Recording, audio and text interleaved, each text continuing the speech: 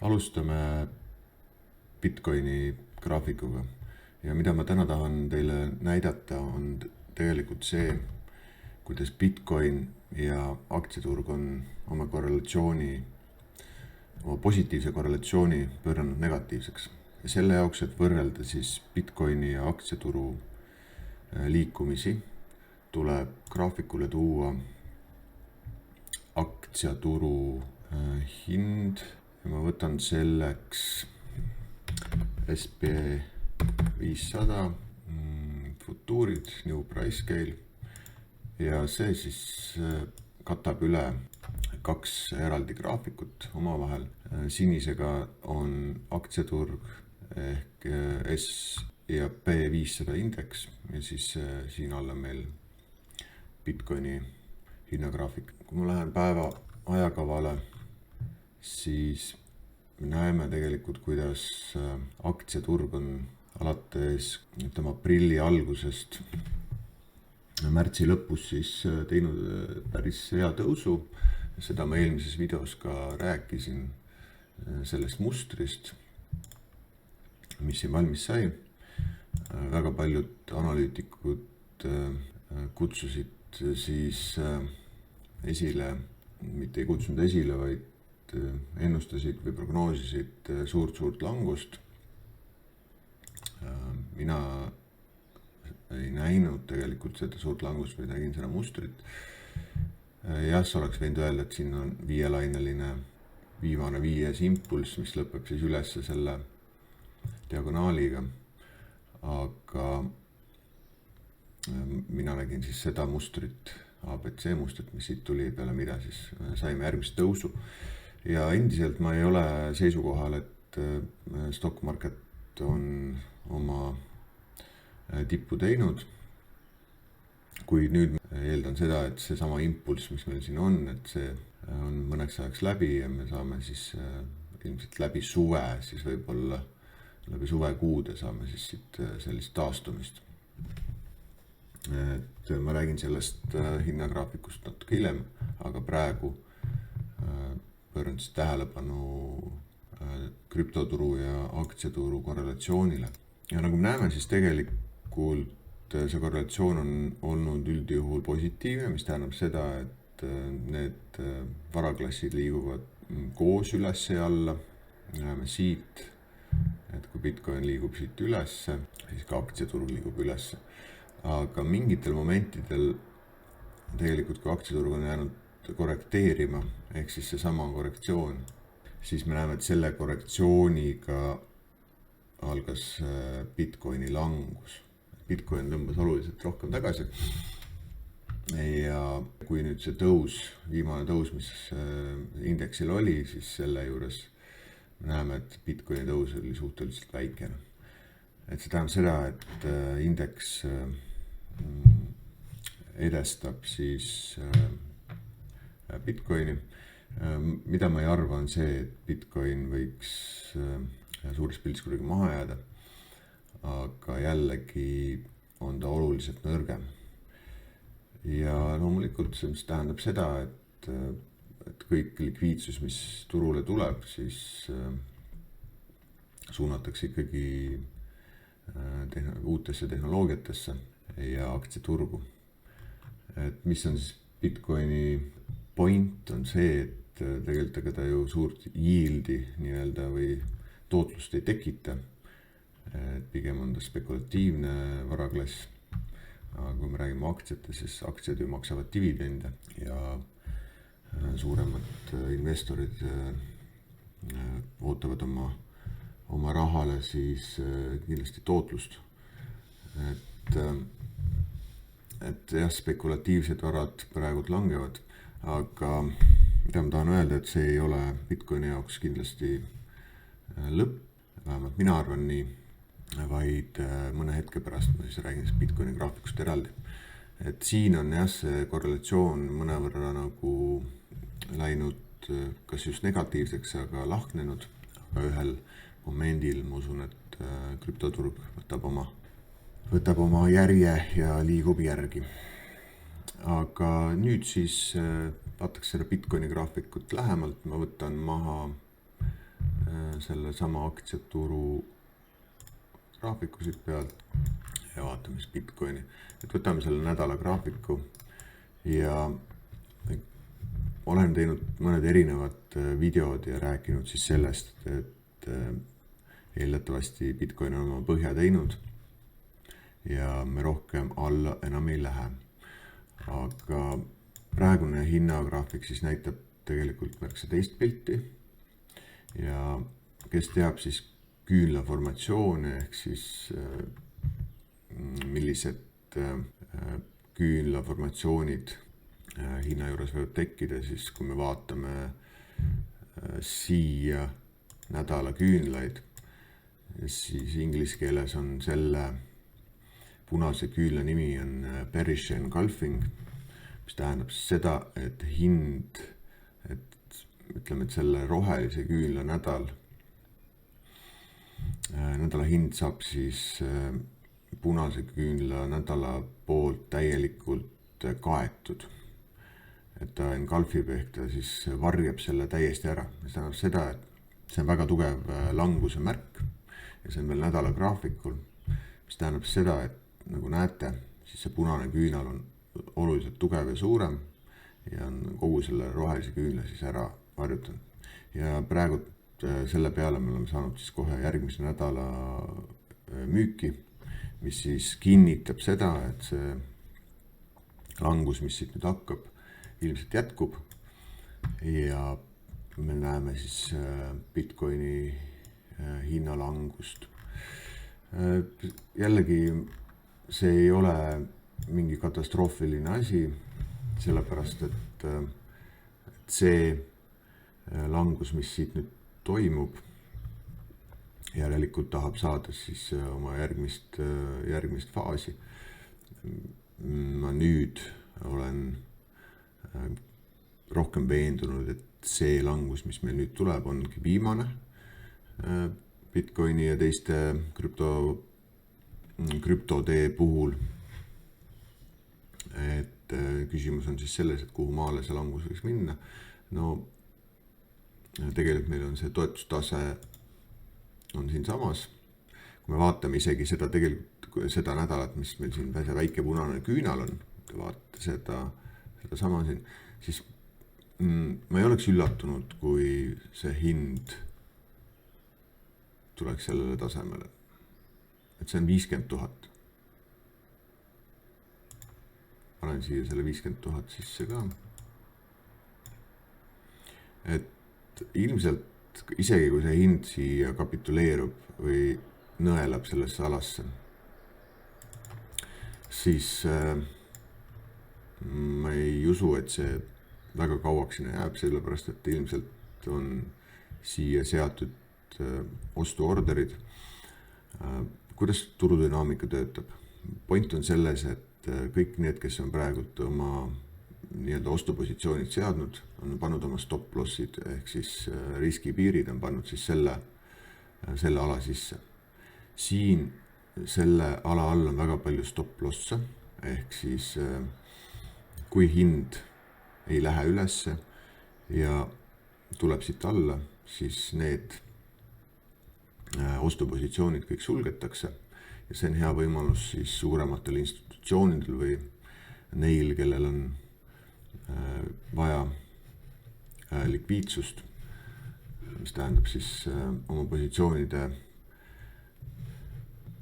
kinnitamist ilma selleta, et turg liiguks üles agressiivselt, on neil vaja siis vastaspoolt, neil on vaja neid, kes nende positsioonid kinni maksavad. Ja just täpselt need samad ostupositsioonid, kes siit on tekkinud, maksavadki need samad kinni, et kui see hind siit alla liigub, siis nii-öelda smart money või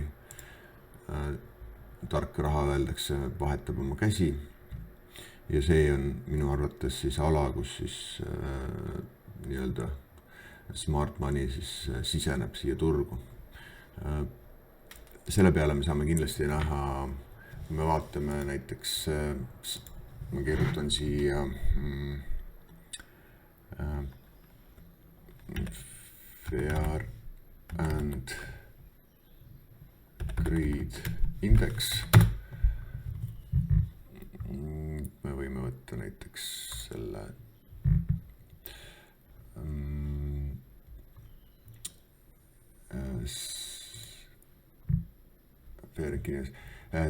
CNN. Nagu te näete, siis tegelikult praegu oleme me juba liikunud selle indeksiga ahnuse alasse. Me ei ole küll ekstreemahnuse peal, aga see näitab seda, et ilmselt praegu ei ole kõige parem aeg osta. Et me tahame joosta tegelikult siis, kui meil on jällegi tekkinud see extreme fear või me oleme siin selle hirmu ala peal. Et nagu ütleb siis Warren Buffett, et müü siis, kui kõik on hästi ja osta siis, kui tänavatel on veri või tänavad on verised, öeldakse, et kui kõik paanitsevad. Ja ilmselt seesama indeks siis liigub tagasi siia hirmualasse ja see on siis see moment osta. Jah, me ei saa öelda, et siit oleks nüüd olnud väga suur see tõus, kuid protsentuaalselt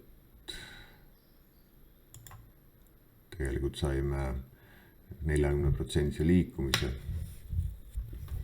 Kes selle täisliikumise kinni püüdis või sai, see on omaette küsimus. Aga igal juhul see vastupanu tase praegu, mis siin on,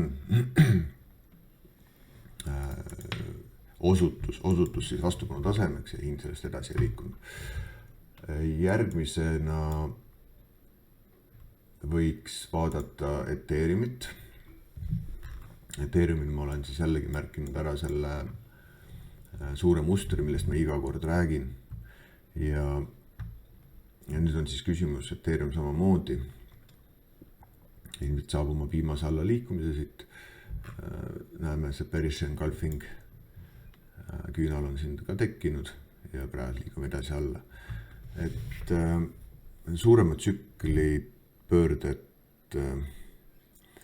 toimuvad tavaliselt kuskil, ütleks, et siis kas aasta keskel, et kui me vaatame seda tsüklit siin, siis tegelikult see põhi oli aprillis ja siis oli meil esimene impulss ülesse ja siis aasta keskel oli siis tegelikult see sisenemiskoht, kui tekkis see korrektsioon, et peale mida me saime siis selle üles liikumise. See on muidugi omaette C-laine, mis siis oli nii-öelda võits või ei olnud see päriselt see õige ülesminek ja mille järgi seda sai siis tegelikult vaadata. Et see, mis toimus, kõigepealt see langus, mis siin toimus ja siis see muster, mis on nüüd siin. Et kui me vaatame seda mustrit,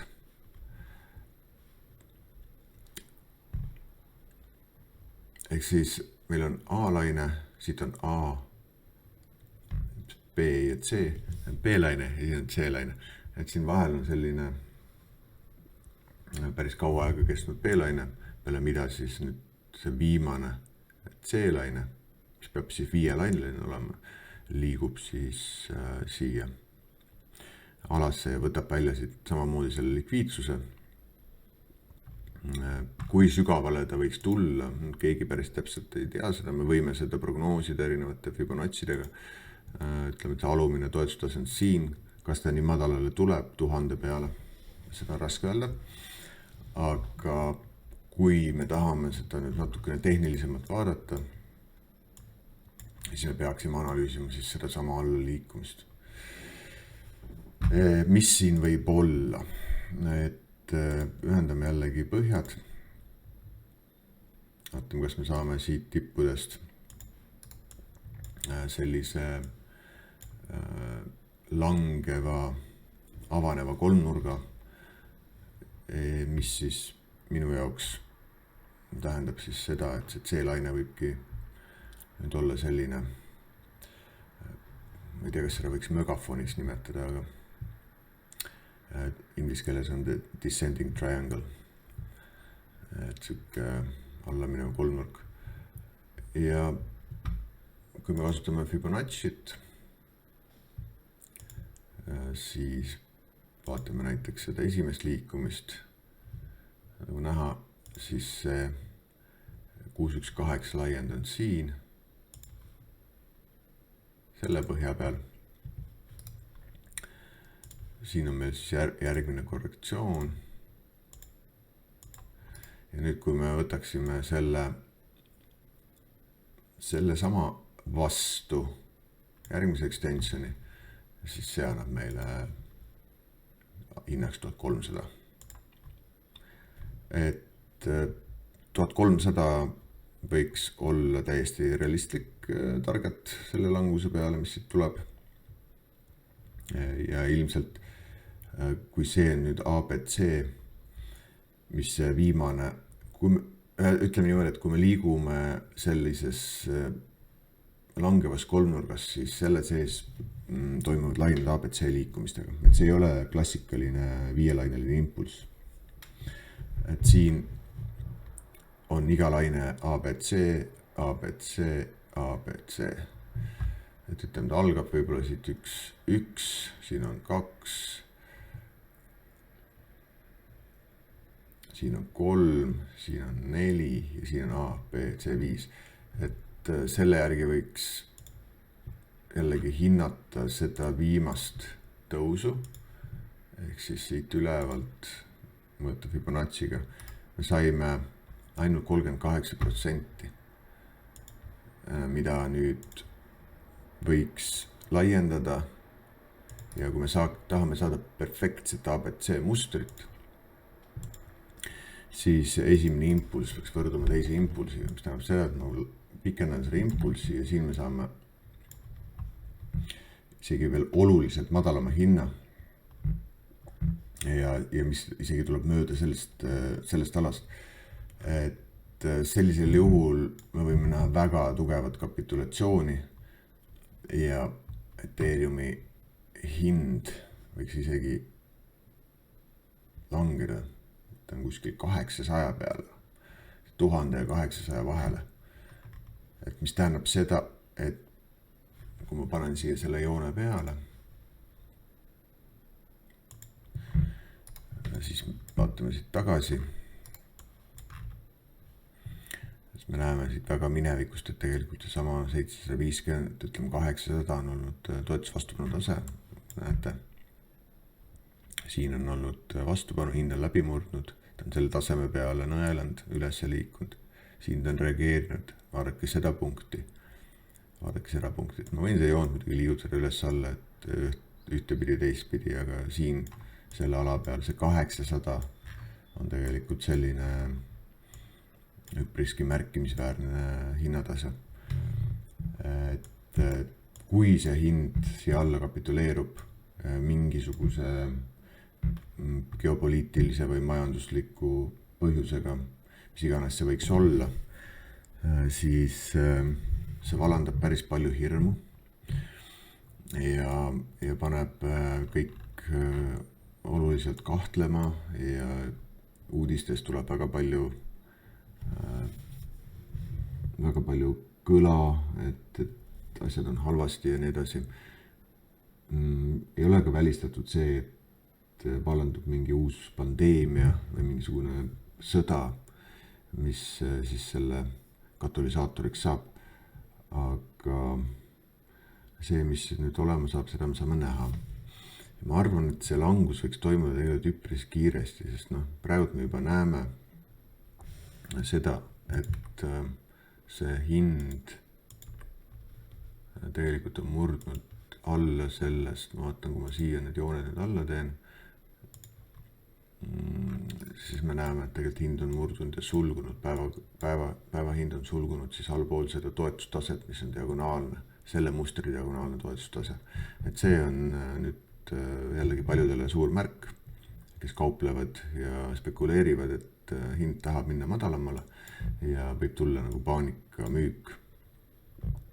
Ja mis siis saab selle hinna viia? Ta võib oluliselt kukkuda ja ta võib veel kukkuda, ilmselt ta kukubki siia kuskile 809 peale ja ma usun, et kuskil jaanipäevaks me siia võiksime jõuda. Et tegelikult see ei võtagi üldse kaua. Et kui me jaanipäevaks jõuame, siis kohe edasi ilmselt tuleb väga agressiivne taastumine ja hind paiskab siis siit üles ja hakkab oma ülestrendi tegema. Ma tahan öelda seda, et see ei ole investeerimisnõustamine või et keegi peaks võtma seda 100% tõena. Aga kui te olete mu eelmised videost varanud, siis üpris palju, mida ma räägin, tegelikult on nii läinud. Ja muidugi olen teinud ka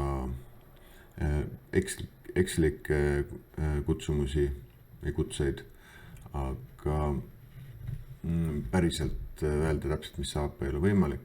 Aga teades siis tehnilist analüüsi ja prognoosides seda hinda selliselt kasutades tehnilisi tööriistu, on võimalik siis oma tõenäosust selle juures oluliselt kasvatada.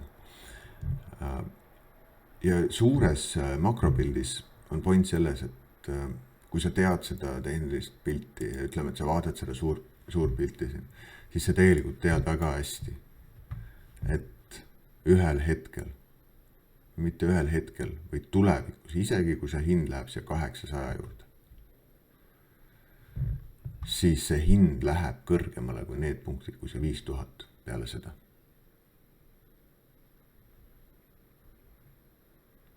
Kui ta ei lähe nii kõrgele, siis peaks Ethereumiga või selle plokiahelaga kõik läbi olema.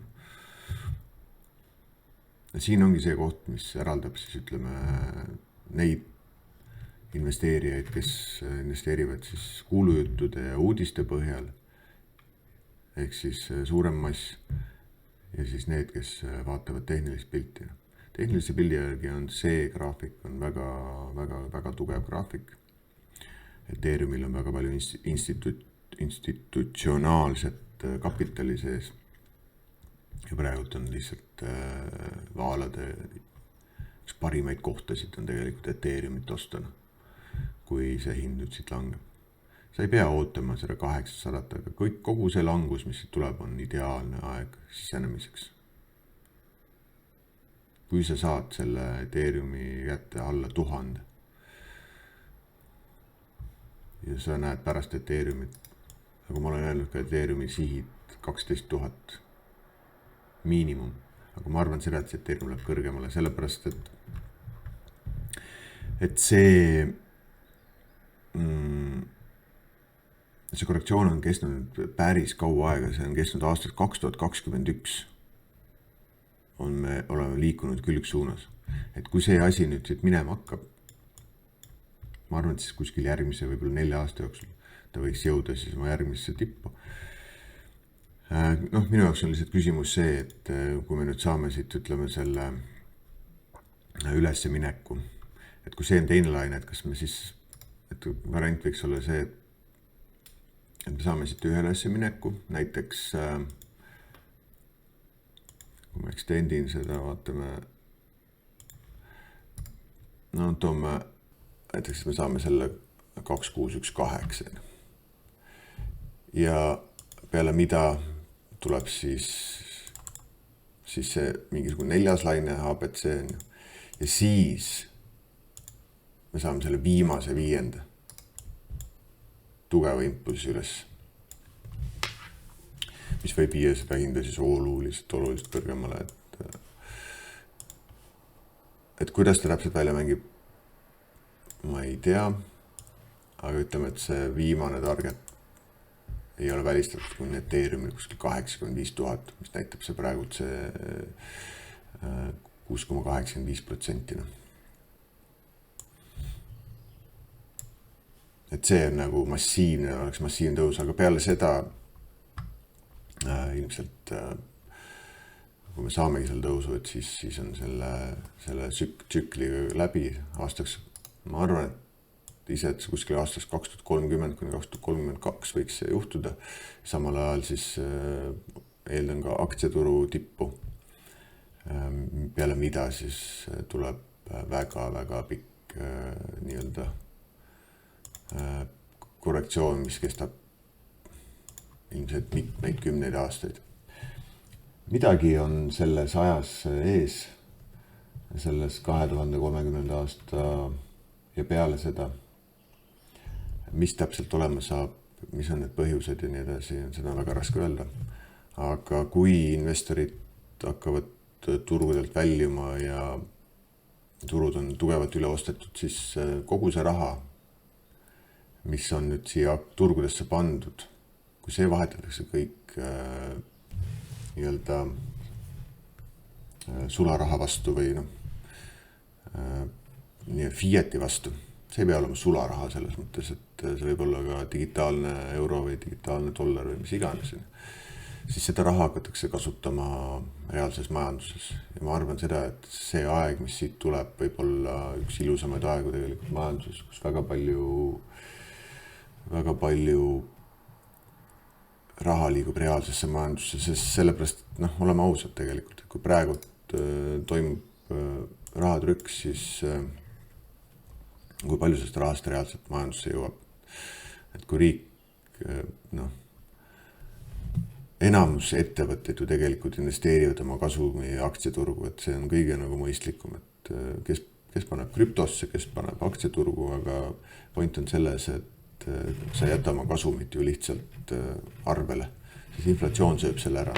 On selge, et sa pead, kuna hindade tõus toimub, siis sa pead selle kasumi panema siis aktsiaturgu, sest varade väärtus ajas tõuseb. Kuni sinnamaale, kui see enam ei tõuse pikka aega. Ja ma arvan, et see aeg on ka tulemas. See video sai omajagu pikk. Aitäh, kes viitsis kuulata. Loodan, et selles analüüsis oli teie jaoks omajagu kasulikku. Et need, kes ka tegelevad investeerimisega, et said siis üht-teist kõrva taha panna ja võib-olla kui nüüd tulevad need langused, mida siis praegu prognoosisime, et siis ei teki seda paanikat, et saate jääda rahulikult kindlalt oma käe juurde ja ei paanitse siis müüma selle hetkel, kui kõige rumalam müüa on, et just selle langus lõpus, sest olgem ausad, krüptode, Bitcoini, Ethereumi hind on praegu madal ja ta on veel langemas, see tähendab seda, et kui hind on soodne, siis sa tahad osta. Ja see on kogu tõde. Kui hind on soodne, sa tahad osta. Ja kui sul ei ole võimendust sellel positsioonil, et sa kasutad finantsvõimendust, siis sa ei pea selles mõttes muretsema krüptoga, et kui sa seda lihtsalt ostad, siis isegi kui see hind langeb, ma ei tea, siia ühe peale või kas ta läheb nulli, kui ta läheb nullist, tähendab seda, et teda enam ei kasutata ja kõik lahkuvad sealt. Aga tegemist on ju detsentraliseeritud varaklassiga, mis tähendab seda, et keegi ei oma seda, keegi ei juhi seda, et see on selline ülemaailmne varaklass, mida siis kõik ostavad ja müüvad nii nagu tahavad. Jah, ongi nii. Jällegi tänan veel kord kuulamast ja peatse kohtumiseni.